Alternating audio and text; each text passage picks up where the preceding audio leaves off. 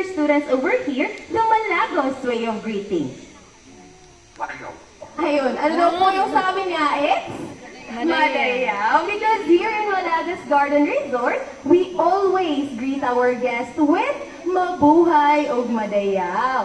Now, parang may nakalimutan ka ata. You forgot to introduce yourself. So can you tell your students over here, what's your name? Mama. Ayun, ano po yung pangalan niya? Any guesses? Nana, hindi po Nana. Mina, hindi rin po Mina.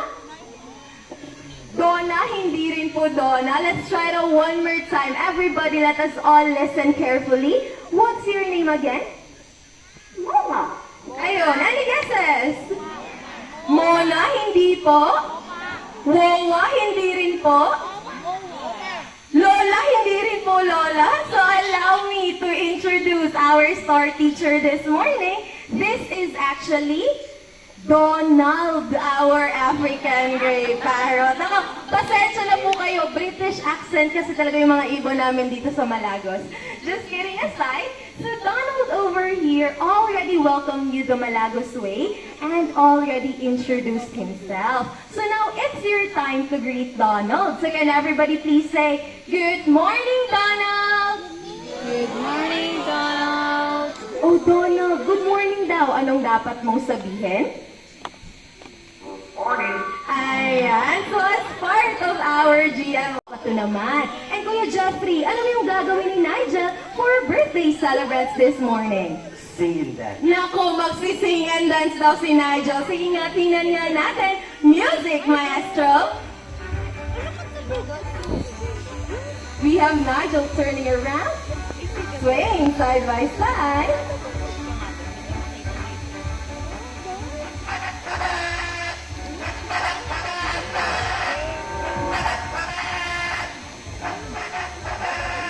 Ayan, palakpakan naman po natin si Nigel, everyone. By the way, ano yung kinakanta ni Nigel? He is singing Boom Tara Tara. So once again, in behalf of the Malagos Garden Resort family and our teacher birds this morning, happy birthday po to all of our birthday celebrants.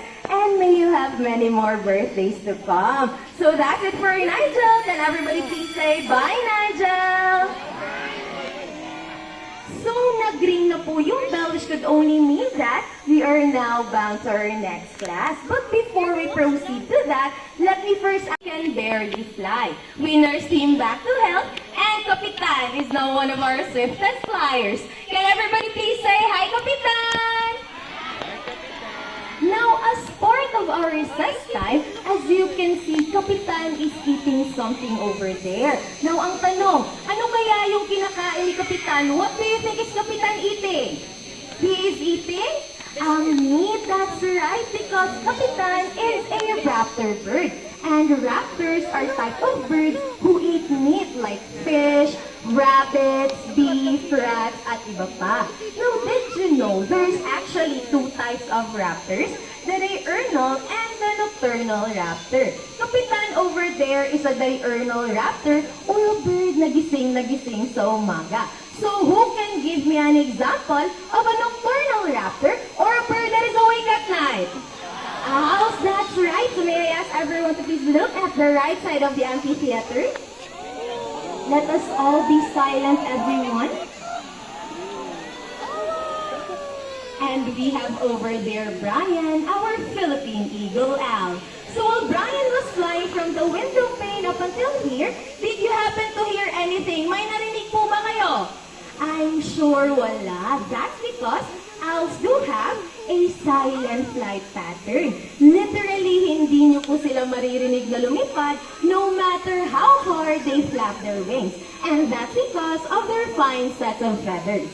Now, Brian is not the only owl you're going to be meeting this morning. Coming from my back, we also have Noah!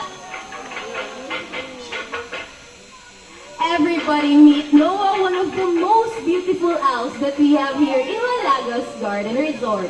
By the way, Noah is a common grass owl. And common grass owls love to live in lowland areas.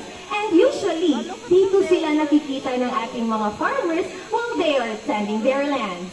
Once again, Brian and Noah are still not the only owls you're going to be meeting this morning. Coming from my right, we also have Ina.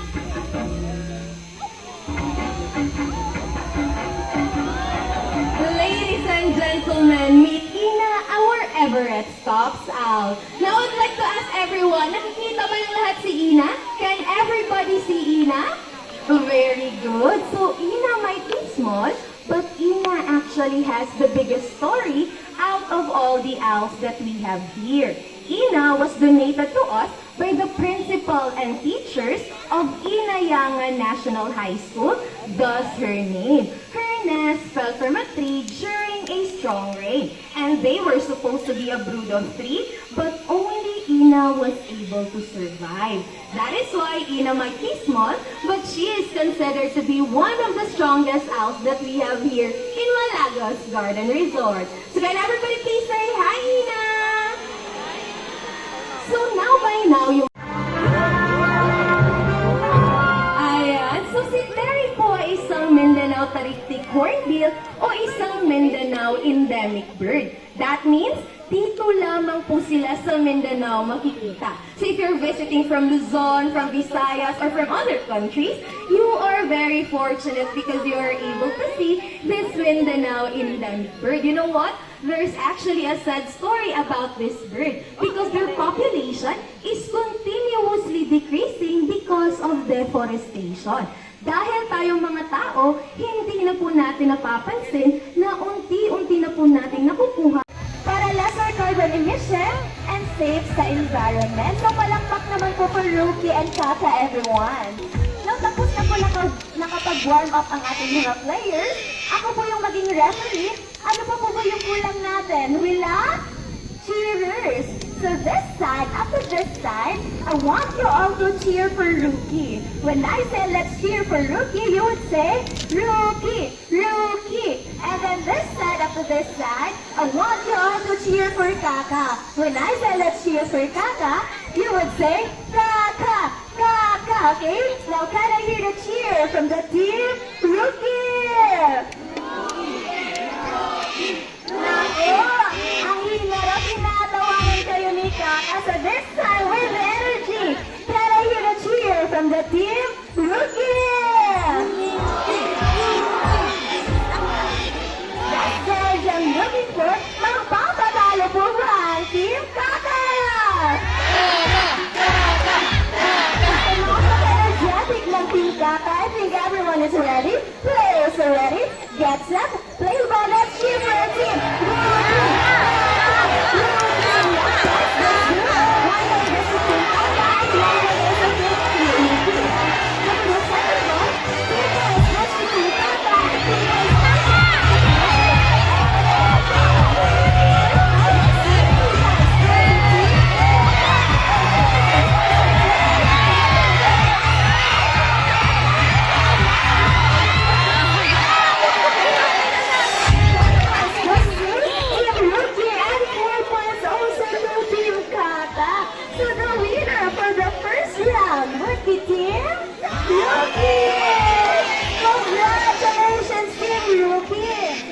Dito tayo sa losing team.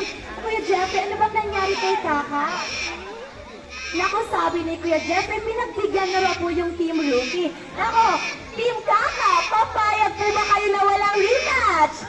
Naku, sabi ng Team Kaka, hindi raw. So for the second round, I think everyone is ready. Players are ready. Get set. Play ball. Let's cheer for our team. Rookie! Kaka! Rookie! Kaka!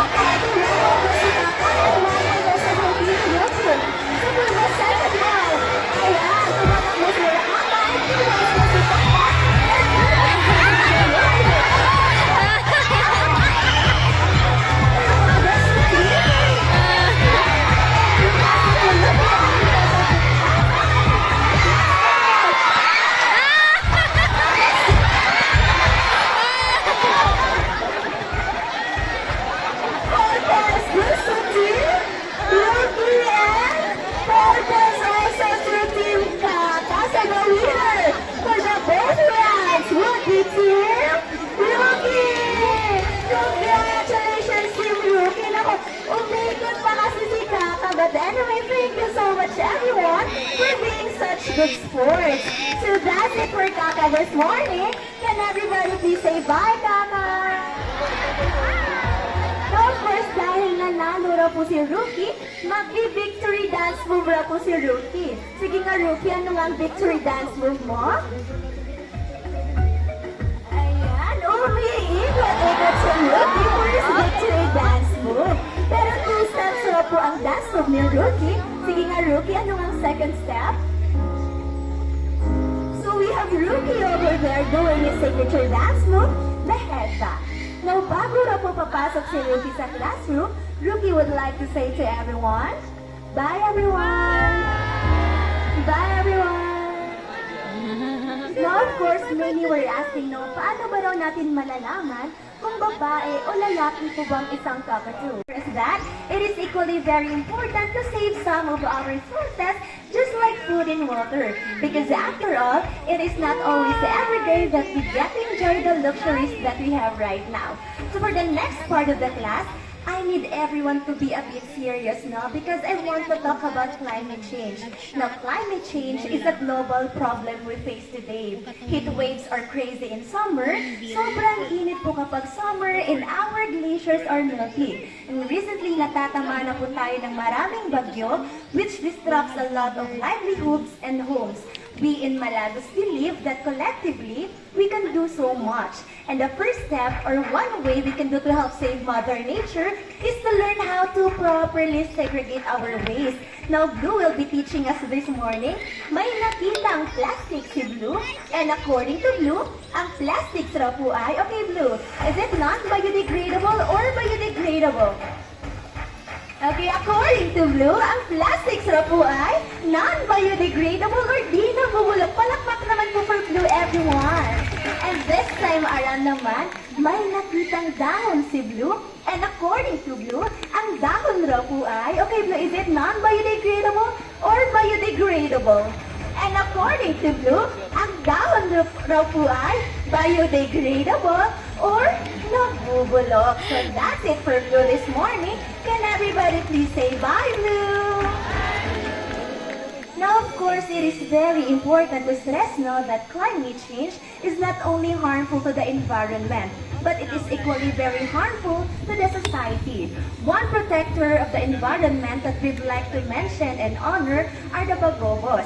Dahil sila po talaga ang maraming nakatira dito sa Baguio District. And Baguio District is a home of the Lumolipadas watershed, one of the 2 main watersheds here in Davao City. This watershed is the current and the future water source of drinking water in the city. Now, why watersheds are important?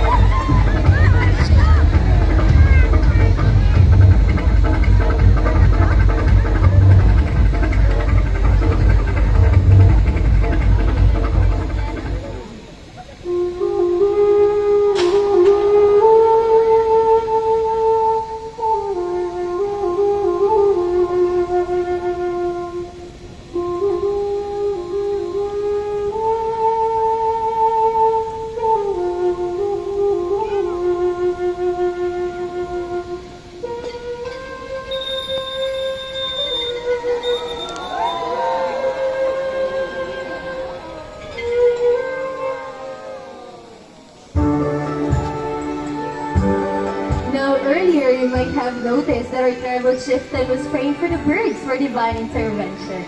This is usually common because birds are used as biological indicators. If there happens to be a calamity, if you see birds flying up ahead in a circular motion, that is an indicator that it is now safe to return. Please look for these kinds of signs. In every disaster, we are given a chance to rebuild, to assess our mistakes, and to learn from them. We hope you join us in our efforts to preserve and conserve the environment. And remember to always be part of the solution and not part of the pollution. That ends our show this morning. I hope you had fun. I hope you learned something new. And of course, you cherish this moment together with your family, friends, colleagues, and loved ones in this beautiful place that we call Malagos Garden Resort. By the way, this is the casting crew of the longest running interactive bird show here in the Philippines that we have been doing for the past 22 years already. And for our final words, we have Ruki over there to say to everyone, bye everyone! Daghang salamat ug maayong movement ka natong tanan.